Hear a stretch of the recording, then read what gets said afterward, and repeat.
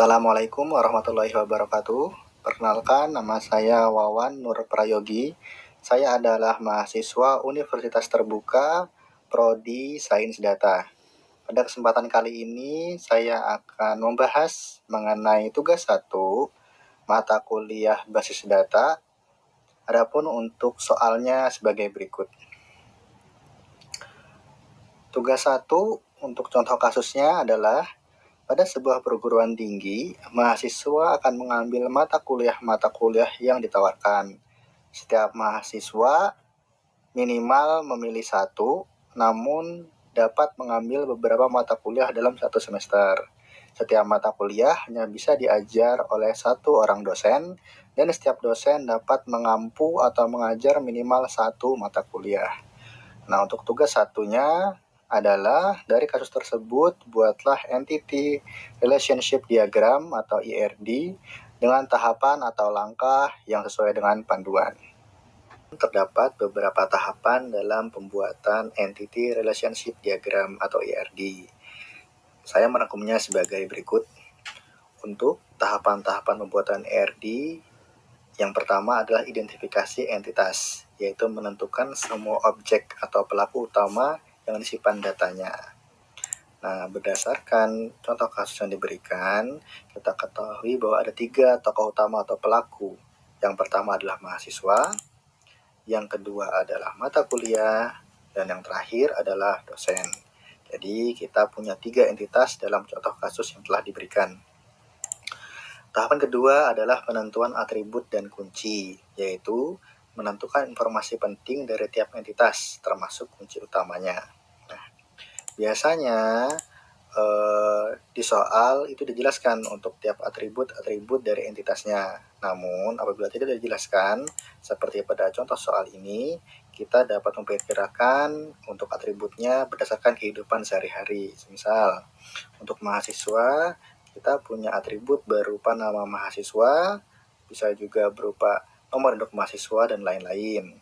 Untuk mata kuliah, kita punya atribut bisa berupa nama mata kuliah, lalu kode mata kuliah. Nah, untuk entitas dosen, kita bisa punya atribut berupa nama dosen dan juga nomor induk dosen. Begitu.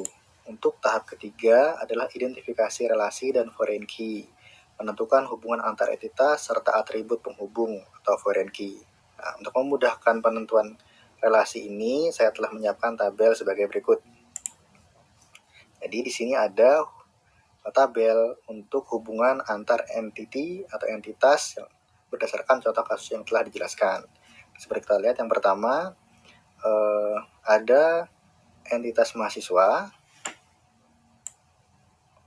itu memiliki hubungan dengan mata kuliah, yaitu mahasiswa meregistrasi mata kuliah. Lalu untuk entitas mata kuliah itu punya relasi atau hubungan dengan mahasiswa, yaitu diregistrasi oleh mahasiswa. Nah, untuk mata kuliah itu punya relasi juga dengan dosen, yaitu diajarkan oleh dosen. Nah, untuk entitas dosen itu punya relasi hanya pada entitas mata kuliah, yaitu dosen mengajarkan mata kuliah itu. Jadi ini adalah rangkuman dari relasi yang dimiliki oleh setiap entitas. Begitu. Untuk tahapan keempat adalah penentuan derajat relasi, menentukan jumlah keterlibatan entitas dalam relasi, misal 1 ke banyak atau banyak ke banyak. Baik.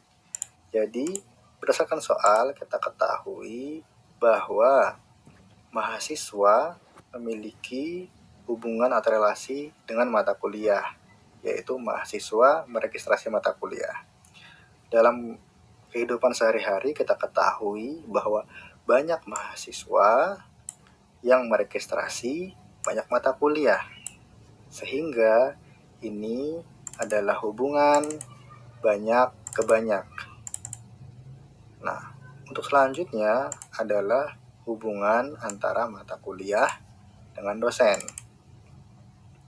yaitu dosen mengajarkan mata kuliah atau mata kuliah diajarkan oleh dosen. Kita ketahui bahwa satu dosen itu bisa banyak mengajar mata kuliah. Sehingga hubungan mata kuliah dengan dosen itu adalah satu ke banyak atau one to many, seperti itu. Jadi untuk mahasiswa ke mata kuliah itu many to many, banyak ke banyak, sedangkan mata kuliah ke dosen itu adalah satu ke banyak atau one to many, seperti itu. Nah, untuk tahapan kelima yaitu adalah penambahan atribut deskriptif, yaitu menambahkan atribut non kunci yang memberikan informasi tambahan. Nah, pada tahapan ini diketahui berdasarkan panduan adalah untuk banyak ke banyak, yaitu antara mahasiswa dan mata kuliah, itu akan menimbulkan entitas baru yang nanti akan saya jelaskan setelah saya menggambar diagram untuk ERD-nya. Selanjutnya saya akan coba untuk gambar diagramnya melalui laptop saya.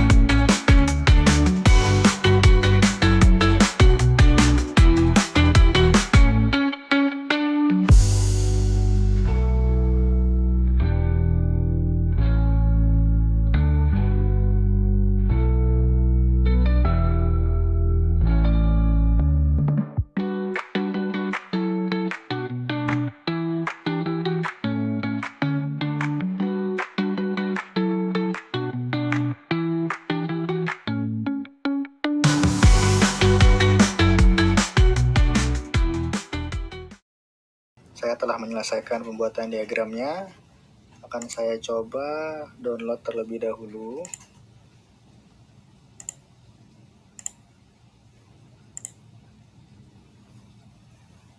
Oke, ini dia hasil downloadannya. Saya akan coba jelaskan beberapa hal. Yang pertama, seperti kita ketahui bahwa terdapat 3 entitas. Kita dilambangkan dengan kotak seperti ini. Ada mahasiswa, ada mata kuliah, ada dosen. Lalu tiap entitas memiliki atribut dilambangkan dengan bentuk oval seperti ini, yaitu untuk mahasiswa memiliki atribut berupa NIM dan nama mahasiswa. Untuk mata kuliah itu memiliki atribut kode mata kuliah dan nama mata kuliah. Untuk dosen memiliki atribut nomor induk dosen dan nama dosen. Nah, masing-masing entitas memiliki relasi ya.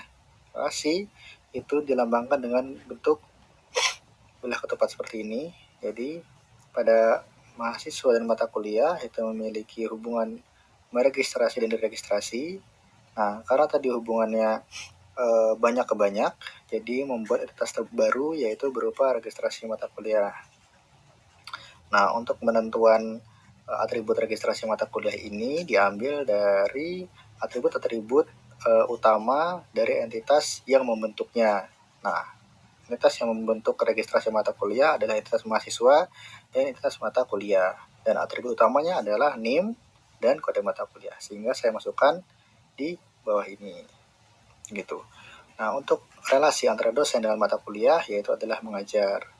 Nah, karena ini hubungan antara satu ke banyak atau banyak ke satu sehingga tidak menimbulkan entitas yang baru. Seperti ini. Nah, mungkin sebegitu saja penjelasan tugas 1 untuk mata kuliah basis data kali ini. Saya mohon maaf apabila ada salah kata dan ucapan. Saya akhiri. Wassalamualaikum warahmatullahi wabarakatuh.